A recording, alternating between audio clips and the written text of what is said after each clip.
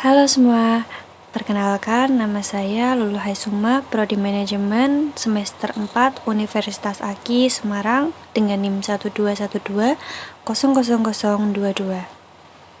Ini saya akan mempresentasikan hasil belajar saya dalam rangka memenuhi tugas mata kuliah Manajemen Sumber Daya Manusia dengan dosen pengampu Ibu Karmelia Emi Trimiati.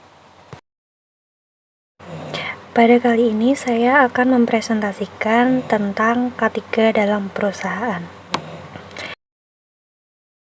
Yang pertama, mari kita simak arti dari K3. K3 atau Program Kesehatan, Keselamatan, dan Keamanan merupakan hak karyawan dalam perusahaan yang harus dipenuhi oleh pemberi kerja. Nah, K3 ini akan menciptakan terwujudnya pemeliharaan karyawan yang baik. Oleh sebab itu, harus ditanamkan pada individu karyawan. Tujuannya agar muncul kesadaran pentingnya keselamatan kerja bagi dirinya maupun untuk perusahaan. K3 merupakan tindakan kontrol preventif yang mendorong terwujudnya pemeliharaan karyawan yang baik. Biasanya dilakukan dengan penyuluhan serta pembinaan. Program K3 dilakukan dalam berbagai bentuk, diantaranya yang pertama membuat kondisi kerja aman, yang kedua melakukan kegiatan pencegahan kecelakaan bagi pengendalian praktek manusia yang tidak aman, ketiga penciptaan lingkungan kerja yang sehat, kemudian yang terakhir memberikan pelayanan kesehatan dengan menyediakan dokter organisasi dan klinik kesehatan. Selanjutnya, tanggung jawab K3 dalam perusahaan. Berikut merupakan tabel pembagian tugas K3 dalam perusahaan. Tanggung jawab K3 dalam perusahaan itu terdiri atas unit SDM dan para manajer unit. Pada tabel di sini, SDM itu berkewajiban menyusun program dan menyediakan fasilitas K3, sedangkan para manajer bertugas mengawasi dan mengontrol praktek K3 pada setiap karyawan. Selanjutnya adalah praktek K3 dalam organisasi. Artinya adalah studi dan rancangan lingkungan kerja untuk menghadapi tuntutan psikologis dan tuntutan fisik atas para individu. Faktornya itu seperti kelelahan, penerangan, susunan peralatan, dan penempatan pengendalian. Untuk yang pertama, kelelahan. Contohnya adalah perusahaan harus mengatur jam kerja dengan jam kerja yang normal. Kemudian yang kedua, penerangan. Perusahaan mengatur pemakaian lampu yang menyilaukan dan melelahkan mata, sehingga pekerja dapat bekerja dengan nyaman. Yang ketiga, susunan peralatan harus ditempatkan di tempat yang mudah dijangkau bagi alat yang biasa digunakan. Kemudian yang terakhir, penempatan pengendalian. Perusahaan harus menempatkan pekerja sesuai dengan kemampuan pekerja tersebut. Nah, bisa kita lihat di sini beberapa contoh praktek dalam K3. Untuk yang pertama ada gambar dokter yang sedang mengecek pekerja. Jadi, di sini artinya adalah perusahaan perlu menyediakan klinik atau adanya dokter untuk menangani pekerja yang mengalami sakit, cedera, atau lain-lain demi kesehatan pekerja. Kemudian yang kedua di sini ada gambar pekerja yang sedang bekerja di bawah lampu. Dan di sini lampunya itu tidak terlalu terang dan tidak terlalu redup, sehingga para pekerja bekerja dengan nyaman. Gambar terakhir ini adalah adanya APAR di dalam perusahaan agar perusahaan tersebut memiliki keamanan ataupun keselamatan dalam bekerja, yaitu jika terjadi kebakaran di dalam perusahaan tersebut sudah memiliki penanganan, yaitu adanya APAR. Dan pastinya nanti para karyawan ini akan diajarkan atau adanya pelatihan dalam penggunaan APAR tersebut.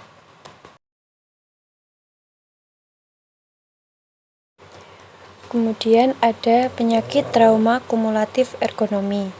Artinya adalah ketika para pekerja itu menggunakan otot yang sama secara repetitif untuk melakukan tugas-tugas yang dalam waktu yang lama. Nah, di sini ada contohnya ya. Yang paling atas itu ada pekerja yang sedang duduk di depan komputer dengan posisi punggung leher yang tegang, kemudian jarak mata dengan komputer itu sangat dekat, dan kakinya ini tidak diluruskan. Maka ini akan menyebabkan penyakit trauma kumulatif ergonomi. Nah, bagaimana sih cara mengatasinya? Yang pertama, penyediaan alat yang memadai dan melakukan rotasi pekerjaan kepada karyawan. Kemudian yang kedua, penyediaan fasilitas kesehatan yang memadai. Nah, di sini di gambar kita bisa lihat dirilekskan duduknya, kakinya itu diluruskan, jarak mata dengan komputer ini lumayan jauh sehingga tidak menyebabkan penyakit trauma. Atau rotasi pekerjaan, jadi dari duduk ke berdiri, jadi tidak menyebabkan penyakit trauma tersebut. Pendekatan K3 perusahaan. Dalam pelaksanaan program-program perusahaan, itu perlu dilakukan adanya pendekatan pada MK3 atau manajemen K3. Yang pertama ada pendekatan organisasional, yang kedua ada pendekatan teknik mesin, kemudian yang terakhir ada pendekatan individual. Nah, kalau terhadap pendekatan organisasional ini, kita bisa lihat bahwa organisasional memandang MK3 merupakan program yang terintegrasi terhadap organisasi. Kemudian yang kedua pendekatan teknik mesin, ini terkait perancangan alat yang digunakan oleh perusahaan. Yang terakhir pendekatan individual ini menyangkut seperti motivasi bagi para pekerja. Karyawan yang bekerja pada perusahaan seringkali mengalami kecelakaan kerja. Adapun penyebab kecelakaan dalam bekerja antara lain kondisi emosional seperti stres, kurangnya motivasi, sikap dan pengetahuan karyawan yang kurang terhadap pentingnya menjaga dan menghindari kecelakaan kerja. Yang kedua, jadwal kerja seperti kerja lembur yang menyebabkan karyawan kelelahan. Yang ketiga, shift malam, yaitu pengawasan yang kurang dari SPV pada shift malam yang disebabkan kurangnya SPV untuk bergilir. Yang terakhir, kedisiplinan, yaitu tindakan ceroboh oleh pekerja yang tidak mematuhi SOP dan tidak tersedianya rambu-rambu pada tempat kerja, sehingga menyebabkan pekerja melalaikan tugas dan tanggung jawabnya. Pelatihan K3 dalam tempat bekerja dapat dilakukan dengan berbagai cara. Antara lain, yang pertama sesi reguler untuk para SPV, manajer, dan karyawan. Yang kedua, memperlihatkan video kecelakaan kerja dan cara investigasi. Yang terakhir, memasang poster keselamatan dan memperbarui papan pengumuman. Nah, selain pelatihan, perlu juga diberikan rangsangan kepada karyawan agar bersedia melaksanakan program K3, yaitu dengan menggunakan motivasi keselamatan dengan insentif. Maksudnya seperti apa? Jadi contohnya seperti ini. Perusahaan itu mengadakan kompetisi bagi para departemen dan karyawan yang melakukan keamanan dalam bekerja dengan pemberian insentif seperti itu. Nah, itu ada baiknya. Jadi supaya semua karyawan dan bagian departemen itu menjaga keselamatan kerjanya. Tetapi ada kelemahannya.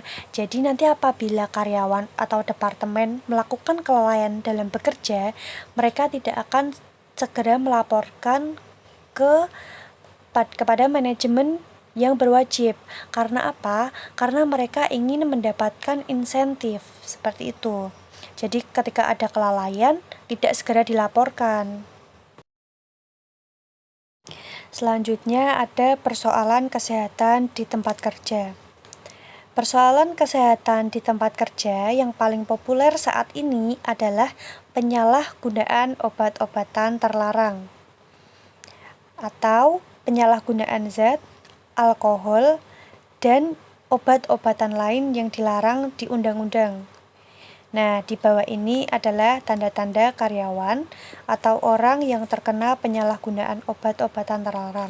Antara lain, kelelahan, cara berbicara itu tidak jelas, pipi kemerahan, kesulitan berjalan, kesulitan mengingat, membantah, melalaikan batas waktu, banyak ketidakhadiran, depresi, sifat lekas marah, emosional, dan bertindak yang berlebihan.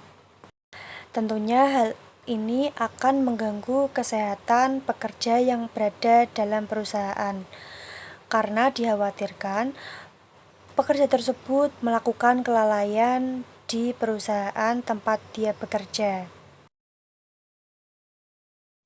Selanjutnya di sini ada promosi kesehatan. Adalah sebuah pendekatan suportif guna memudahkan dan mendorong karyawan untuk meningkatkan gaya hidup yang sehat. Hal tersebut bermanfaat untuk memberikan pengaruh terhadap individu akan pentingnya menjaga kesehatan, seperti mengendalikan berat badan, manajemen stres, nutrisi, olahraga, serta penghentian merokok. Dalam promosi kesehatan itu memiliki berbagai tingkatan. Yang pertama, kita bisa lihat di tabel ya. Yang pertama itu ada berupa informasi dan kesadaran, kemudian tingkat kedua itu berupa kesejahteraan dan gaya hidup, dan yang terakhir yaitu tingkat kesehatan organisasi. Selain kesehatan dan keselamatan di tempat kerja, keamanan juga mutlak harus dilakukan. Penyebab ketidakamanan di tempat kerja dapat berasal dari personal atau kelompok. Keamanan di sini mencakup karyawan dan dokumen ya, baik manual ataupun elektronik. Nah, di bawah ini adalah bentuk tindakan ketidakamanan di tempat kerja, seperti kekerasan, keamanan internet, pemulihan gangguan, kejahatan kerah putih, persoalan penyeleksian, pencurian karyawan, pelaksanaan bisnis tidak etis, serta pencurian piranti keras lunak.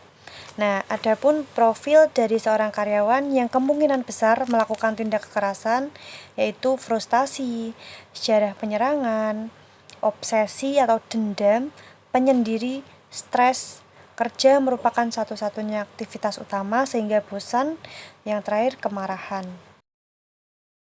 Selanjutnya pada keamanan, tidak hanya dengan keamanan fisik, tetapi ada keamanan dokumen karyawan.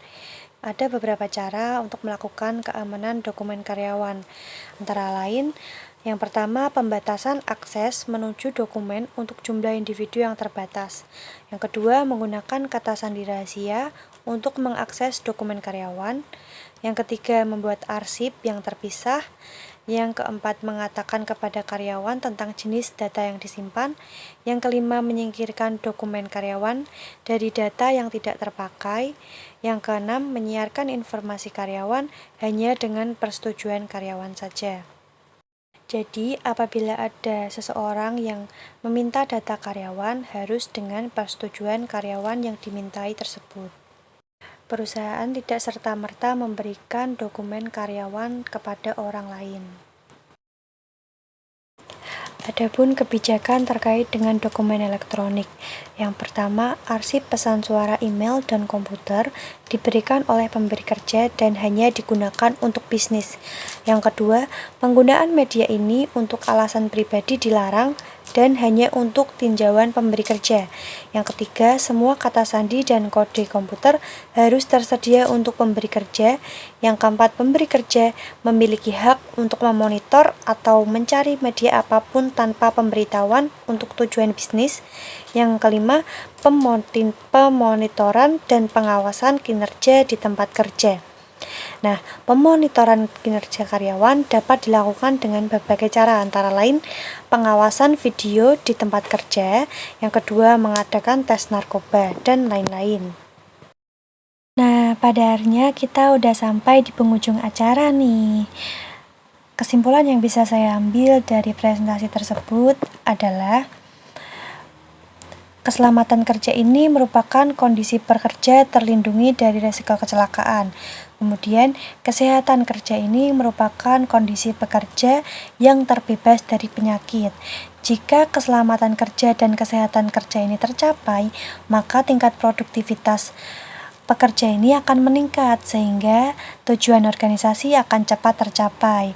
Nah, penting banget K3 dalam dunia kerja sehingga perlu adanya peringatan atau himbauan akan bahaya yang mengancam. Seperti contohnya harus ada poster dan susunan prosedur kerja yang aman.